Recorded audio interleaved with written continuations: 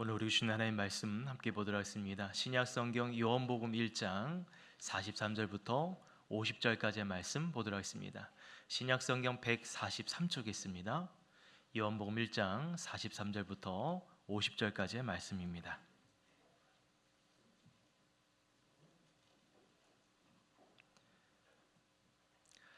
다 찾았으면 저희 여러분이 한 절씩 하나님의 말씀 교독하도록 하겠습니다. 43절입니다. 이튿날 예수께서 갈릴리로 나가려 하시다가 빌립을 만나 이르시되 나를 따르라 하시니 빌립은 안드레와 베드로와 한 동네 벳세다 사람이라. 빌립이 나다나엘을 찾아 이르되 모세가 율법에 기록하였고 여러 선지자가 기록한 그 일을 우리가 만났으니 요셉의 아들 나사렛 예수니라. 나다나엘이 이르되 나사렛에 무슨 선한 것이 날 수 있겠느냐. 빌립이 이르되 와서 보라 하니라. 예수께서 나다나엘이 자기에게 오는 것을 보시고 그를 가리켜 이르시되 보라 이는 참으로 이스라엘 사람이라. 그 속에 간사한 것이 없도다. 나다나엘이 이르되 어떻게 나를 아시나이까. 예수께서 대답하여 이르시되 빌립이 너를 부르기 전에 내가 무화과 나무 아래 있을 때 너를 나다나엘이 대답하되 라삐여 당신은 하나님의 아들이시요 당신은 이스라엘의 임금이로소이다. 함께 있습니다. 예수께서 대답하여 이르시되 내가 너를 무화과 나무 아래에서 보았다므로 나 믿느냐. 이보다 더 큰 일을 보리라. 아멘. 우리 한번 서로 인사드리겠습니다. 앞뒤 좌우에 계신 분께 반갑게 반갑습니다. 잘 오셨습니다. 한번 인사드리도록 하겠습니다. 반갑습니다. 잘 오셨습니다. 한 번 더 이렇게 인사하도록 하겠습니다. 예수 그리스도를 닮아갑시다. 한번 인사하겠습니다. 예수 그리스도를 닮아갑시다. 사랑하는 여러분, 예수 그리스도를 닮아갈 수 있는 우리 서강의 모든 공동체 되기를 주 이름으로 축복드립니다. 아멘. 여러분, 백문이 불여일견이라는 고사성어를 잘 아시죠? 100번 듣는 것이 한 번 보는 것만 못하다. 100번 듣는 것보다 한 번 보는 것이 낫다라는 의미입니다. 여러분, 이 말의 유래는 중국의 한나라 때 그 황제가 있었을 때, 이름이 선제 황제가 있을 때였어요. 오랑캐들이 반란을 일으켰는데 그 오랑캐들을 쉽사리 잠재울 수가 없었습니다. 그래서 선제 황제는 그 당시에 백전노장인 조충국이라는 장군을 부르게 됩니다. 그림에 나와 있는 것처럼 그 조충국이라는 사람이 70대가 넘는 노장이었는데 성경에 나온 갈렙처럼 정말 전쟁에 참여할 수 있을 만큼 이 실력과 또 원기가 왕성했던 것 같습니다. 황제는 이 조충국에게 오랑캐를 무찔 수 있는 효과적인 방안을 좀 도와달라 얘기를 합니다. 그러자 조충국이 이렇게 말하는 거죠. 황제시여, 100번 듣는 것보다 한 번 보는 것이 낫습니다. 저를 그 전쟁터에 보내주십시오. 그러면 제가 그곳에 있는 오랑캐들을 잘 잠재우도록 하겠습니다 라고 요청을 해서 조충국은 그 전투에 참여를 하게 됩니다. 그리고 그 현장에 있는 모든 상황들을 한눈에 본 이후에 오랑캐들을 그 반란을 잠재웠다는 그런 이야기가 있습니다. 그러면서 여기서 나온 이야기가 바로 백문이 불여일견이라는 그런 말이 유래가 됐다고 그래요. 여러분, 백문이 불여일견이라는 이 단어 우리가 참 잘 알고 있는 말이지 않습니까? 만약 전쟁과 이 전술에 능한 조충국의 이 말대로 직접 그를 그 현장에 보내지 않았다면 아마 이 황제를 비롯한 많은 사람들은 탁상공론에만 매달릴 수 있었을지를 모릅니다. 여러분, 우리도 100번 듣는 것보다 한 번 경험하는 것이 얼마나 중요한지를 여러 모양으로 아마 체험을 하셨을 거예요. 예를 들어 이제 막 사회생활을 하게 된 초년생들의 이야기를 듣다 보면 모든 환경이 낯설고 또 적응하기가 참 쉽지 않다는 얘기 듣습니다. 회사 업무를 어떻게 하라고 지시를 받았지만 여러 이야기를 들었지만 실제적으로 현장에서 일을 해야 될 때 어떻게 해야 될지 막막하다는 그런 이야기를 듣습니다. 그래서 오히려 현장에서 몸으로 부딪히며 경험하는 것이 100번 설명 듣는 것보다 낫습니다라는 이야기를 하게 되는 거죠. 여러분, 오늘부터 아마 교회 리프트를 또 사용하신 분들도 계실 겁니다. 어제 리프트 회사에서 이제 어떻게 이걸 사용해야 되는지 설명을 해줬는데 아무리 들어도 몰라요. 설명을 해도 몰라요. 그 직접 버튼을 만지고 몸으로 체험하고 경험을 하니까 어떻게 사용하는구나 라는 것을 거기에 설명 들은 많은 사람들이 이제 알게 되는 거죠. 저도 그 사람 중에 한 사람이었습니다. 여러분, 신앙도 마찬가지예요. 처음 신앙생활하는 새가족 분들에게 하나님은 여러분을 사랑하십니다. 예수님을 여러분을 위해서 고난당하시고 십자가에 죽으시고 부활하셨습니다 라는 말을 전해도 여러분, 이분들은 그것을 잘 모를 수도 있어요. 새가족 분들은 직접적으로 하나님의 사랑을 체험하고 예수 그리스도로의 그 사랑을 체험하는 것이 다른 말을 듣는 것보다 더 강하다는 것입니다. 특히 우리 서강교회 남성분들 중에 이전에 알파라는 프로그램들을 많이 얘기하시는데 알파 프로그램 또 아버지 학교를 통해서 하나님을 체험하고 뜨겁게 만났던 그 경험이 지금까지의 신앙생활을 해오는데 많은 유익을 줬다라는 이야기를 듣습니다. 여러분, 그렇습니다. 사실 어떤 프로그램을 통해서 은혜를 체험하는 것도 참 좋습니다만 그것을 경험한 이후에 우리가 매일매일 우리의 삶 속에서 하나님을, 그때 만났던 하나님을 오늘도 만나고 체험하는 삶이 그래서 중요한 줄 믿습니다. 여러분, 듣는 것도 중요하지만 이렇게 체험을 통해서 하나님을 뜨겁게 사랑하는 여러분 그런 신앙들이 우리 가운데 있기를 주 이름으로 축복드립니다.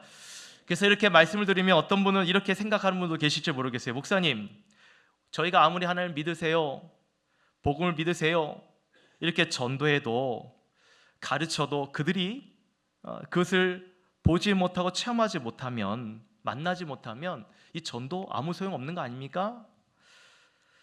못하러 전도하고 못하러 매년 셀 행파티를 합니까? 여러분, 이렇게 생각하는 분들의 이야기를 들을 때 여러분 어떻게 생각하십니까?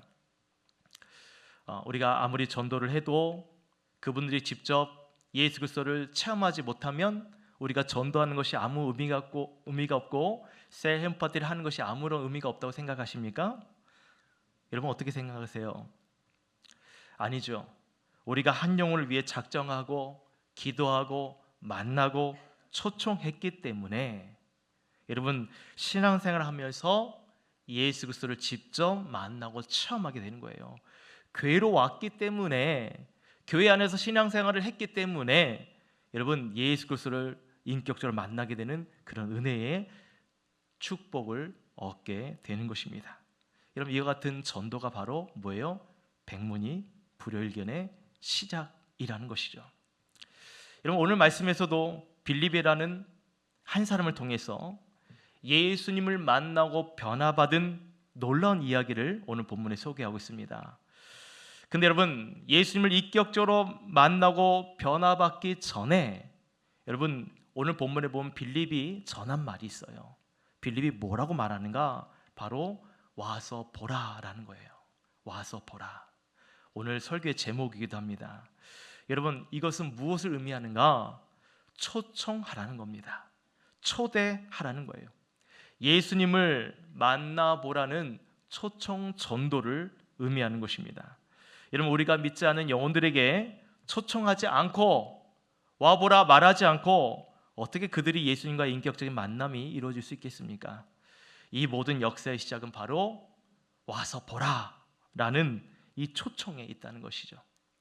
사랑하는 여러분, 이 짧은 한마디에 복음의 놀라운 비밀이 숨겨져 있습니다. 따라서 저는 오늘 이 말씀을 통해서 와보라라고 전해야 되는 그 이유를 오늘 본문을 통해 두 가지로 함께 은혜를 나누고자 합니다. 우리가 와보라라고 말해야 되는 이유는 오늘 본문에 보시면 첫 번째로 예수님께서 먼저 우리를 만나러 오셨기 때문이라는 거예요. 따라합시다. 예수님께서 먼저 우리를 만나러 오셨습니다. 여러분 믿으십니까? 예수님께서 먼저 우리에게 직접 찾아와 주셨어요. 우리를 만나 주셨습니다. 그렇기 때문에 우리는 오늘날 와보라, 예수님께서 와보라 라고 전해야 된다는 것입니다. 오늘 본문 43절인데요 같이 한번 읽어보겠습니다. 시작. 이튿날 예수께서 갈릴리로 나가려 하시다가 빌립을 만나 이르시되 나를 따르라 하시니 라고 말씀하고 있습니다. 오늘 예수님께서 직접 빌립을 찾아오셨어요. 그리고 나를 따르라 예수님께서 말씀하십니다. 여기서 우리가 주목해 봐야 할 것은 뭐냐면 예수님께서 하신 말씀이에요. 나를 따라오라 라고 말씀을 해주시고 빌립을 찾아오셨다는 것입니다. 그래서 오늘 본문에 보시면 만나라는 표현이 있죠. 이 만나라는 이 의미는 뭐냐면 찾다, 발견하다 라는 의미가 있습니다.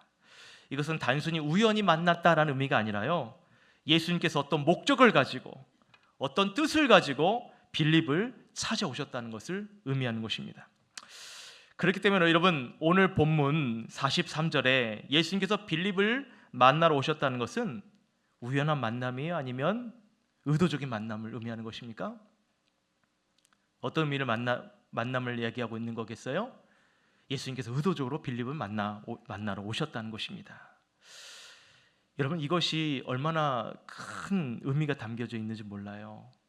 예수님께서 항상 본문에 보시면 누군가를 만나는 그 말씀의 내용은 그냥 스쳐듯 우연히 만나는 것이 아니라 필연적으로 만나기 위해서 주님과의 이 만남에는 중요한 의미가 숨겨져 있다는 것입니다. 그 만남, 비록 짧은 만남이건 또 긴 만남이건, 예수님께서 만나는 모든 사람과의 만남은 여러분 목적이 있는, 의미 있는 만남이라는 것입니다. 예수님께서 저와 여러분을 만나주신 것도요, 의미 있는 만남인 줄 믿습니다. 목적 있는 만남을 이루시기 위해서 우리를 찾아오신 줄 믿습니다. 그렇기 때문에 여러분, 이 예수님과의 소중한 만남을 여러분 꼭 기억해야 돼요. 예수님께서 나를 만나러 오신 것이 정말 소중한 만남이구나, 정말 필연적인 만남이구나 라는 것을 여러분 알아야 된다는 것이죠. 이것을 알아야 예수님 믿는 저와 여러분이 다른 누군가를 만난다는 것이 의미가 있는 거예요. 예수님께서 나를 만나러 오셨다는 것에 대한 그 분명한 의미와 목적을 알지 못하고, 그리고 예수 믿는 우리가 누군가를 만나는 것에 여러분 의미를 발견하지 못하면 나와 그 사람과의 만남도요, 그냥 의미 없는 만남으로 지나치기 쉽다는 것입니다. 때문에 저와 여러분이 믿는 예수님, 그리고 내가 만난 그 누군가, 이것은 여러분 특별한 만남이에요. 의미 있는 만남인 줄 믿으시기를 주 이름으로 축원드립니다. 여러분, 그런 의미에서 옆에 분께 한번 이렇게 인사하도록 하겠습니다. 당신과 나의 만남은 특별한 만남입니다. 여러분 기분 나쁘세요? 그렇지 않죠? 옆 사람과 이 만남은 특별한 만남이에요. 예수님께서 당신을 만나기 위해서, 여러분을 만나기 위해서 이 땅에 오셨다는 것입니다. 할렐루야. 그런 여러분을 예수님은 사랑하십니다. 여러분, 그래서 예수를 믿는 우리가 누군가를 만나는 것은 우연한 만남이 아니라는 것이죠. 빌립은 예수님께서 이렇게 직접 찾아와 주셔서 만나 주시고 나를 따르라 라는 이 말을 듣고 빌립은 그 부르심에 반응하게 됩니다. 여러분, 예수님께서 빌립을 부르셨다, 이거 얼마나 아름다운 부름인지 모릅니다. 제가 이것을 아름다운 부름이라고 얘기한 이유는, 우리는 저마다 하나님부터 어떤 콜링을 받기 원하죠. 부르심을 받기 원해요. 여러분, 그런데 그 부르심에 대한 확신이 없을 때가 많습니다. 나를 불러주신 걸 맞나? 나를 하나님의 자녀로 불러주신 것이 맞나? 하나님께서 나를 하나님의 목적대로 지금 사용하기 위해서 나를 이곳에 부르신 게 맞나? 나를 그 직장에 보내신 게 맞나? 나를 저 사람을 만나게 하신 것이 맞나? 라는 어떤 그 부르심에 대한 확신이 없을 때가 참 많이 있죠. 근데 오늘 본문처럼 예수님께서 직접 빌립에게 찾아오셔서 나를 따르라 라고 이렇게 말씀하신 그 음성을 듣는다면 아마 이보다도 확실한 부르심은 없을 것입니다. 여러분, 빌립이 그 부르심에, 예수님의 부르심에 어떻게 합니까? 확신하면서 예수님을 따라가게 되죠. 왜냐하면 오늘 본문에 보시면 빌립이 나다넬을 만날 때 이런 얘기를 합니다. 위대한 모세가 율법에 기록하였고 그리고 여러 선지자가 기록했던 예수를 내가 만났다. 여러분, 빌립은 자신이 만난 예수님이 어떤 분인지 알고 있었습니다. 그래서 예수님께서 그 성경에 얘기했던, 많은 선지자가 얘기했던 그 예수님이 나를 찾아오셨고 나를 부르신 거예요. 그러니까 여러분, 이런 만남이 얼마나 대단한 만남이에요. 얼마나 부러운 만남이에요. 저도 그런 만남 예수님께서 나를 불러주셨다는 그 만남이 너무나 저한테도 그 체험적인 것이 있는데 그것이 얼마나 저에게 확신을 주고 신앙생활하는데 위로가 되는지 모릅니다. 여러분 최근에 드라마 중에 폭삭 속았수다라는 드라마 보신 적 있으세요? 예. 저는 잘 몰랐는데 우리 평신도 그 제자 양육을 하면서 그 이야기를 하시더라고요. 그게 얼마 전에 끝났나 봐요. 근데 되게 아쉬워하시는, 너무나 좋았다고. 하여튼 인기가 많았다고 그래요. 저는 보지 못해 잘 모르지만 그래서 그분들 중에 어떤 내용인지는 얘기를 들었습니다. 주인공 박보검 씨가 나오죠. 그렇죠? 예. 저도 우연한 기회에 박보검 씨를 제 눈으로 본 적이 있습니다. 어디 이제 이렇게 음악 잔치 하는데 사회를 모셔고 제가 이제 거기에 참여하게 됐는데 멀리서 이제 박보검 씨, 발음하기도 힘드네. 박보검 씨를 보게 된 거죠. 말로만 듣던 사람을 제 눈으로 직접 보니까 왜 사람들이 그렇게 좋아하는지를 이해가 돼요. 저 멀리서 보는데도 빛이 납니다. 뭐 여러분 안 보셔서 모르죠? 한번 보시면 백문이 불여일견이라는 의미를 이해하실 것 같아요. 여러분 이런 유명한 연예인들이 만약 여러분을 만나러 오셨다면 가정을 해봅시다. 여러분에게 딱 나타나서 박보검 씨가 오늘 당신을 저녁에 초대하고 싶은데 언제 한번 우리 집에 오십시오. 그리고 같이 친구분도 함께 모시고 오십시오. 제가 맛있는 저녁을 초대하겠습니다 라고 여러분에게 이렇게 얘기를 했다고 해보세요. 벌써 생각만 해도 기분이 좋죠. 여러분 내게 일어난 이런 일들을 여러분 이 소식을 누구한테 전하고 싶으세요? 우리 1부 때의 특징은 아무런 반응을 안 해주신다는 거예요. 아마 여러분이 가까이 알고 있는 내가 박보검 씨를 만났다라고 얘기하면 누군가가 그렇게 좋아할 내 가까운 사람에게 이 소식을 전하겠죠. 함께 즐거워해줄, 부러워해줄, 아마 그 소식을 전할 겁니다. 전화를 해서 내가 박보검 씨의 초청을 받았다라고 얘기를 해요. 근데 그 상대편이 의심을 합니다. 어떻게 너한테 그런 일이 있을 수 있냐고 의심을 하겠죠.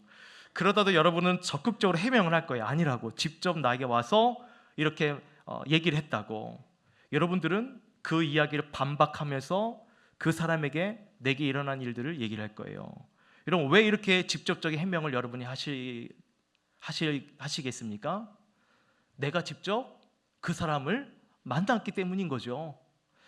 내가 그 사람을 만난 거는 변치 않는 사실이기 때문에 그렇습니다. 여러분 우리도 예수 그리스도를 전하고 초대한 일들을 포기하지 못하는 이유가 있어요. 그 이유가 바로 무엇 때문입니까? 내가 예수님을 직접 만났기 때문이에요. 할렐루야. 예수님께서 직접 내게 찾아와 주셨기 때문이에요. 그 예수님을 내가 만났기 때문입니다. 그리고 그 예수님께서 내게 말씀하신 거예요. 나를 따라오라 라고 얘기하시는데 여러분 그 얘기에 거부할 사람이 누가 있겠어요? 예수님께서 나를 직접 찾아와 주셔서 말씀해 주시는데 여러분 이 사실은 변치 않기 때문에 오늘날 우리는 직접 와보라 라고 누군가를 초대할 수 있는 것입니다. 사랑하는 여러분, 전도는 우리가 먼저 시작하는 것 같지만 사실은 예수님께서 먼저 시작하신 일입니다. 할렐루야. 예수님은 오늘도 누군가를 찾아가시고 만나시고 초대하십니다. 그리고 그 일을 바로 저와 여러분의 입술과 손과 발을 통해서 일하시는 줄 믿습니다. 때문에 오늘 우리가 와서 보라라고 우리도 전해야 되는 이유는 예수님께서 이미 준비하신 이 은혜의 자리로 사람들을 초대해야 하기 때문인 거죠. 여러분 해가 가장 뜨거운 때에 물을 기르러 오는 사마리아 여인이 있었습니다.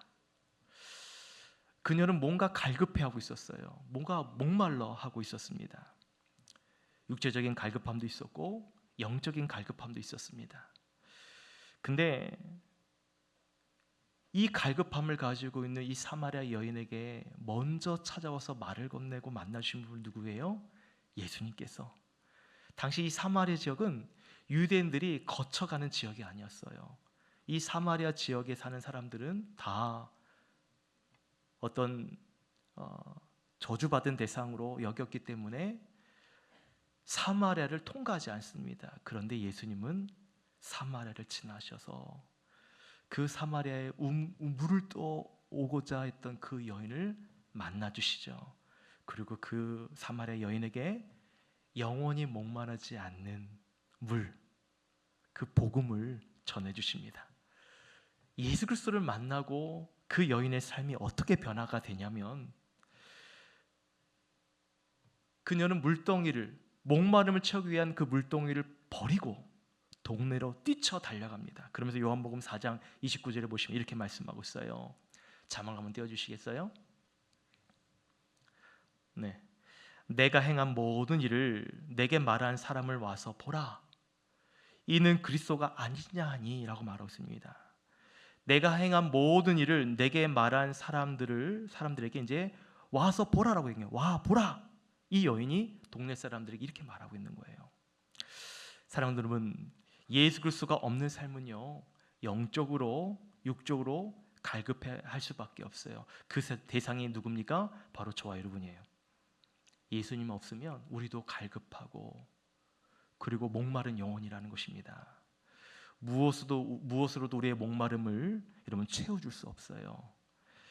예수 그리스도가 아니면 우리의 삶을, 우리 영적인 갈급함을 채워줄 수 없다는 것입니다.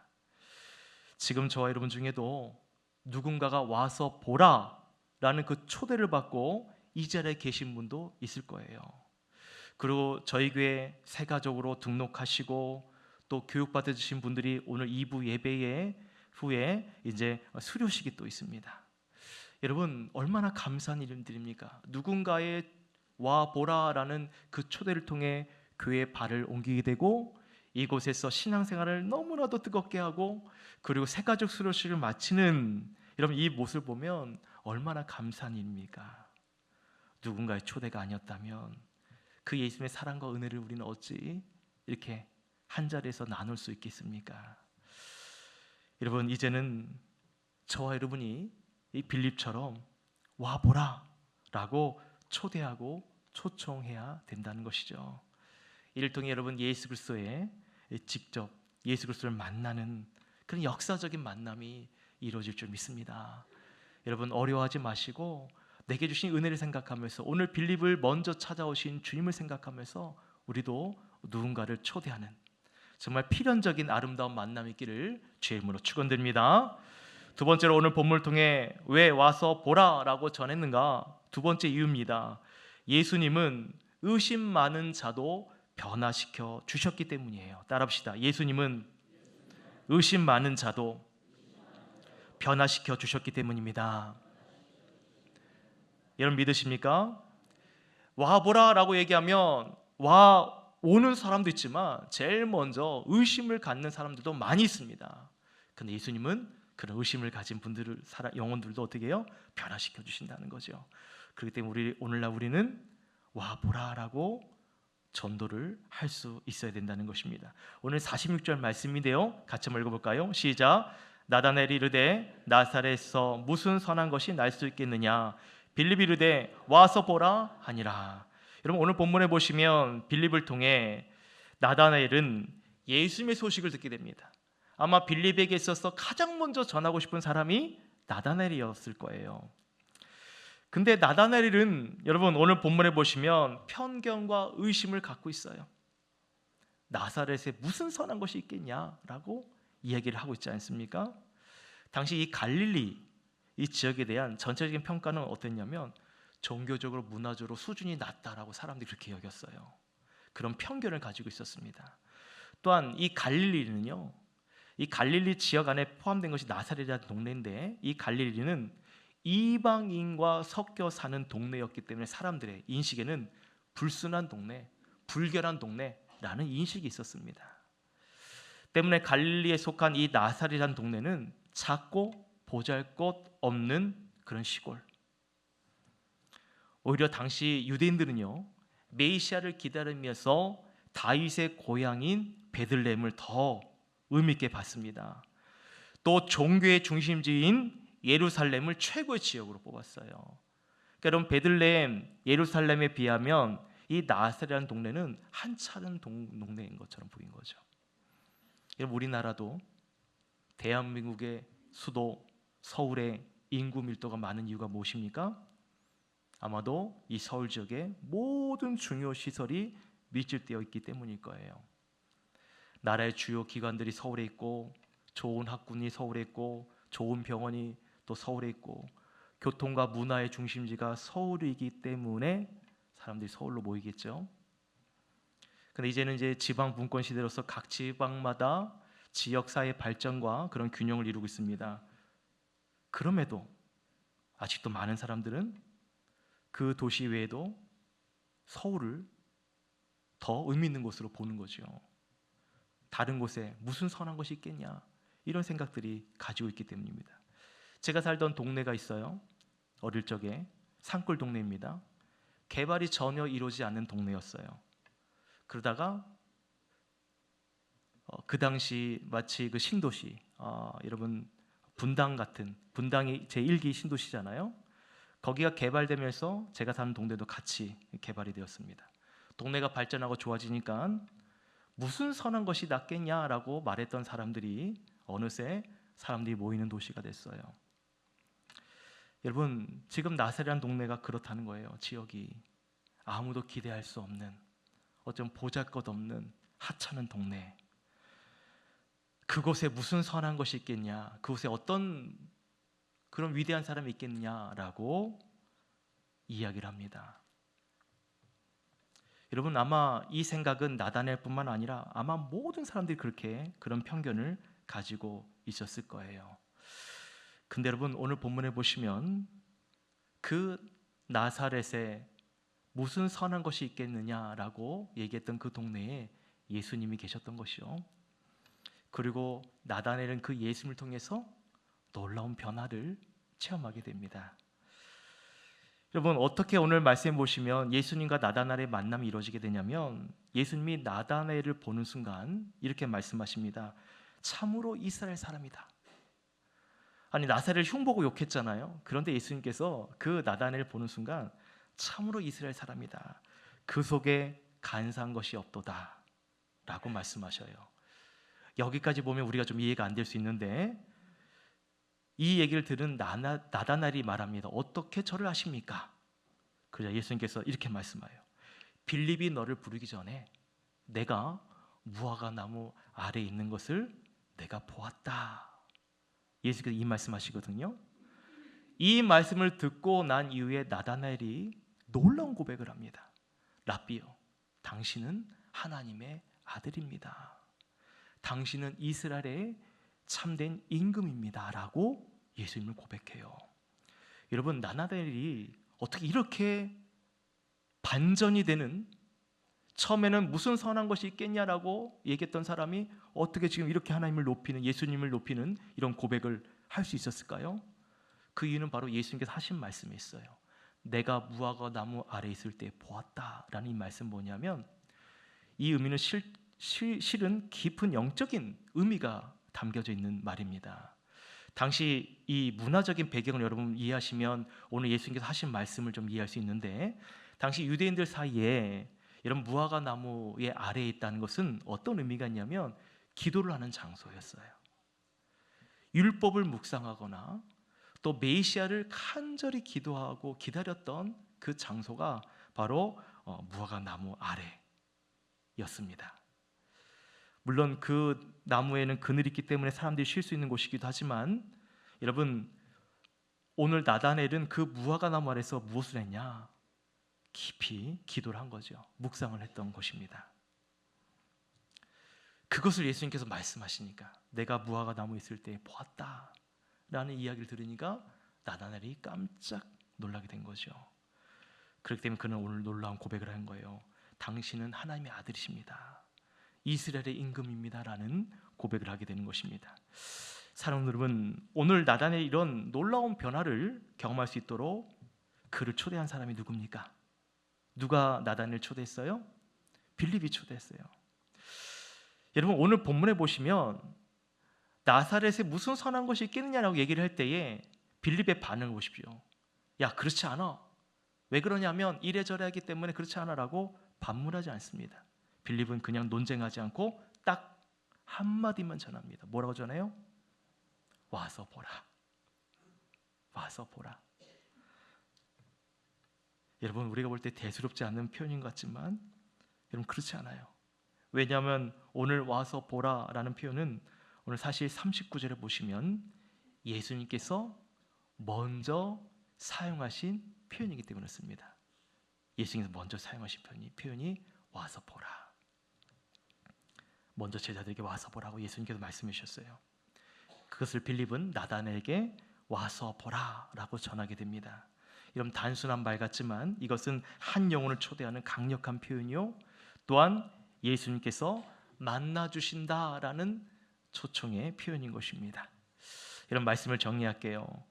여러분, 사람은 논리적이거나 또는 지식적으로 아무리 얘기를 해도 잘 변화되지 않는 그런 성향이 있어요.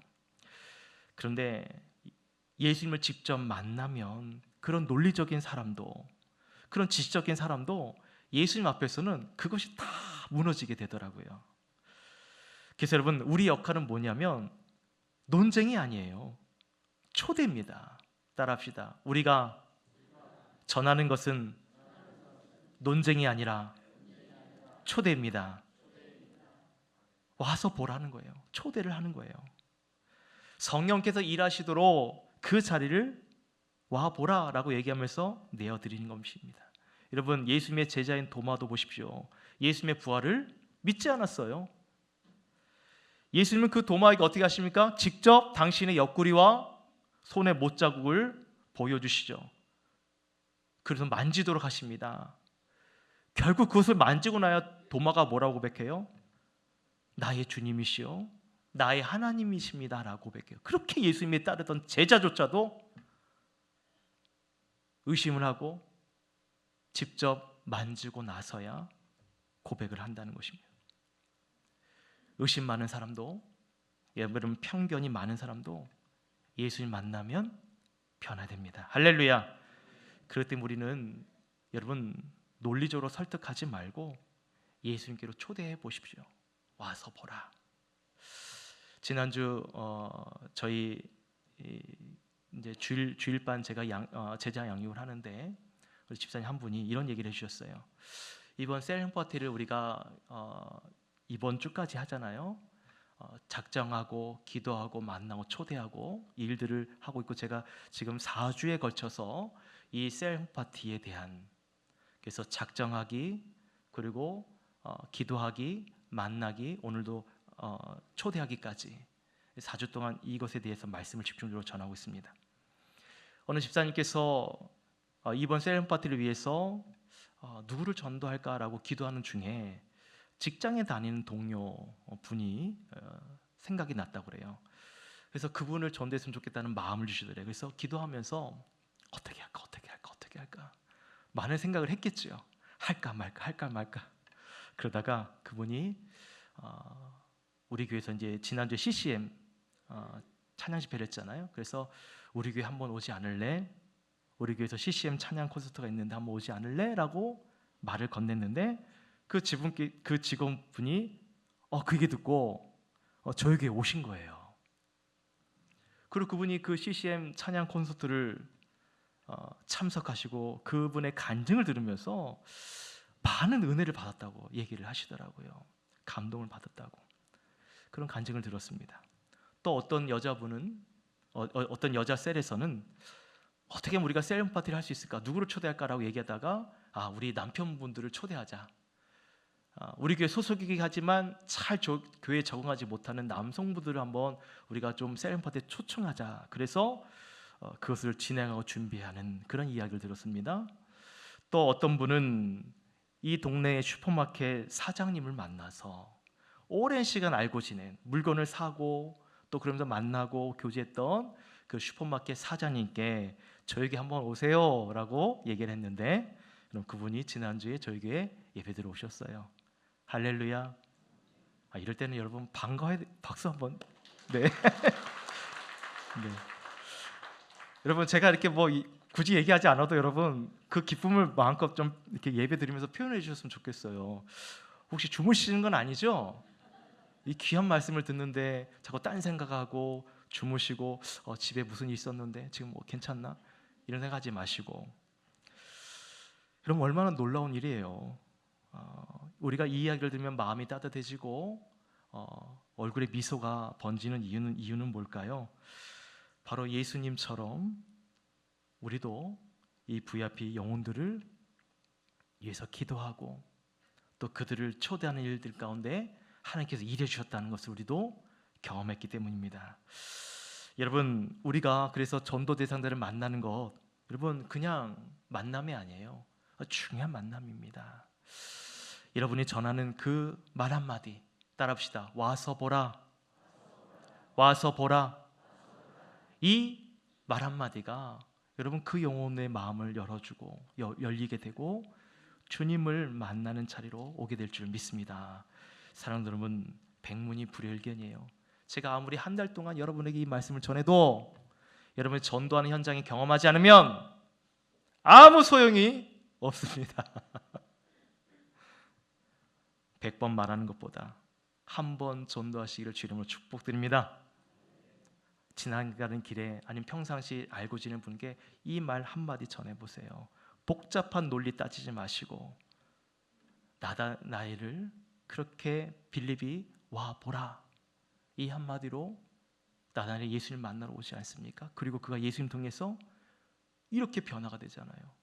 나사렛에 무슨 선한 것이 있겠냐라고 얘기했던 사람의 입술이 주님은 나의 주님이십니다, 당신 하나님의 아들이십니다라는 고백의 입술로 바뀌지 않습니까? 이것이 주님의 놀라운 역사하심인 줄 믿습니다. 그래서 이번 한 주간 이런 만나는 분들에게 한번 우리 교회 와보지 않으실래요? 따라합시다. 한번 우리 교회 와보지 않으시겠습니까? 한번 이렇게 전하시길 바라겠습니다. 초청해 보시길 바라요.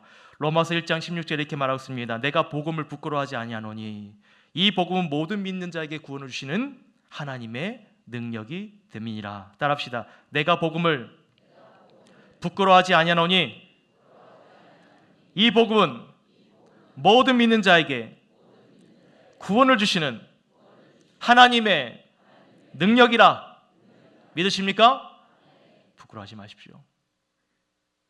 자랑스럽게 그리고 담대하게 오늘 빌리처럼 와 보라. 여러분 이 한마디 전해 보시길 바랍니다.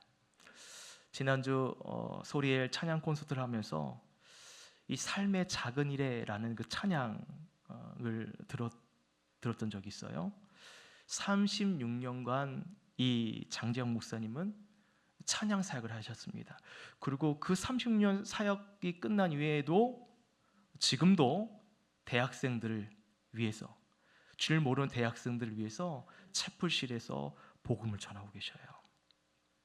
그러면서 제가 저분이 지금까지 이렇게 귀하게 쓰임받는 이유가 뭘까 생각을 해보니, 여러분 하나님께서는 지금도 한 영혼에게 예수 그리스도를 증거하고 한 영혼을 찾아가는 삶을 살아온 그 영혼들에게 그러한 사역을 할 수 있도록 은혜를 주시고 계속 기회를 주신다는 거죠. 그래서 그 장재현 목사님은 그 사역을 계속 지금까지도 하나님의 은혜로 감당할 수 있게 된 거예요.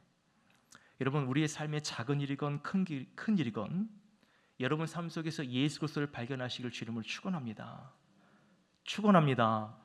내가 먼저 그것을 알아야, 그래야 전할 수 있어요. 예수님께서 내게 먼저 찾아오셨다는 것을 인정해야, 그래야 내가 누군가한테 와보라라고 말할 수 있다는 것입니다.